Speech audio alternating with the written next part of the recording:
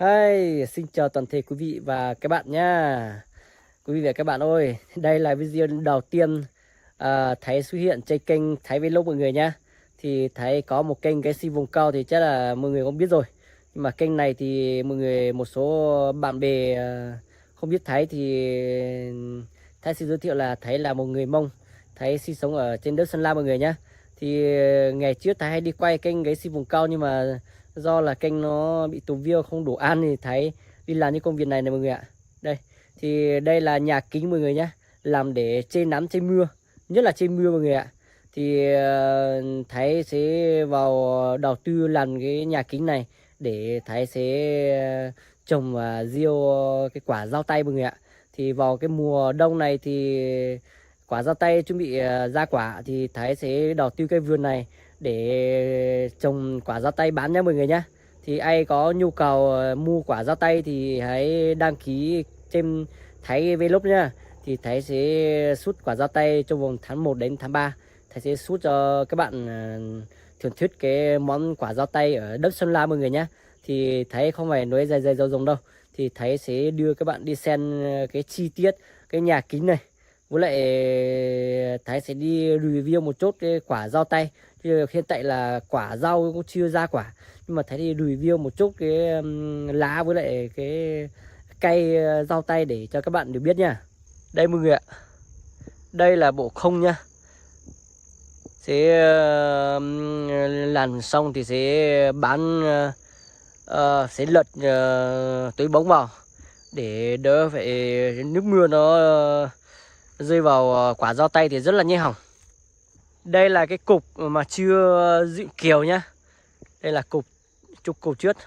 Và đằng bên này là quả dao tay, cây dao tay này. Đây là cây dao tay này. Cây dao tay này thì với quả nhỏ, vừa mới trồng được nửa tháng mọi người ạ.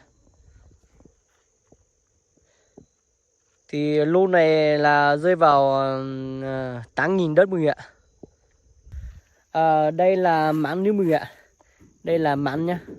Máng thì sẽ cho lên trên này để đỡ nước mưa nó bị chạy vào trong vườn, nó hỏng quả dao tay. Thì Thái sẽ đưa các bạn đi quan sát cái quả dao tay, cây dao tay một tí. Vâng, thì hiện tại là Thái đã bước chân đến cái vườn dao tay để nghìn giống nhá. Thì ai muốn mua giống dao tay, quả dao tay thì hãy liên lạc với Thái. Thì Thái sẽ gửi cho nha mọi người nha. Thì Thái sẽ review chi tiết cái quả cây dao tay cho mọi người xem. Đây mọi người ơi, đây là những cái nhánh non nhá. Đây thì mình sẽ cán vào đây, cán những cái này vào chỗ này này. Đấy, thấy cái này nó liêu từ chỗ này nhá. Thì nó sẽ vào đây. Lúc đầu là nó giống như cái này này. Đấy thì nó sẽ ghim vào cho cái bò này này. Đấy. Đây cái này cũng thế. Đây. Điều nó chạy thì này này. Đấy.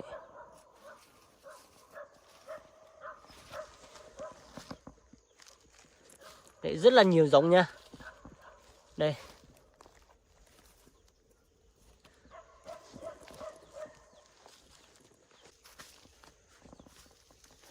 Đấy, như cái giống dao tay là như này này. Sẽ cắn cái này vào trong bò nhé mọi người nhé. Cắn vào trong bò như cái này này. Thì nó sẽ lên thành một cây dao tay. Thì thấy quay sơ qua thế này thì thấy lại vào vườn nhá. Mọi người ơi, đây là toàn bộ cái kiều nhá. Cái kiều thì làm xong là sẽ cho lên cái cục này. Đấy. Cho lên trên cái cục này sẽ làm giống cái xì bên kia đây mọi người ạ. Thì với cái cây dao tay này thì từ tháng 1 đến tháng 3 là sẽ được thu. Thì ai có nhu cầu mua quả dao tay thì hãy liên lạc với Thái Vlog nha. Thì quả dao tay này thì cái hàn vít, hàn to thì sẽ rơi vào 250.000 đến 300.000 một kg. Và hàm trung bình thì sẽ rơi vào 150.000 đến 200.000 một kg. Còn cái hàn rẻ nhất là 100.000 80.000 một kg.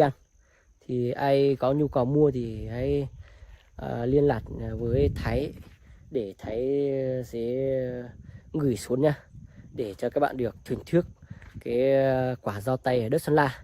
Dao tay này là dao tay ngọt, không phải đám chua cái gì mọi người ạ. Dao tay là dao tay ngọt, chọn những cái loại giống mà ngon nhất, ngọt nhất để trồng nha mọi người nha. Thôi thì Thái sẽ kết thúc đoạn video mọi người nha.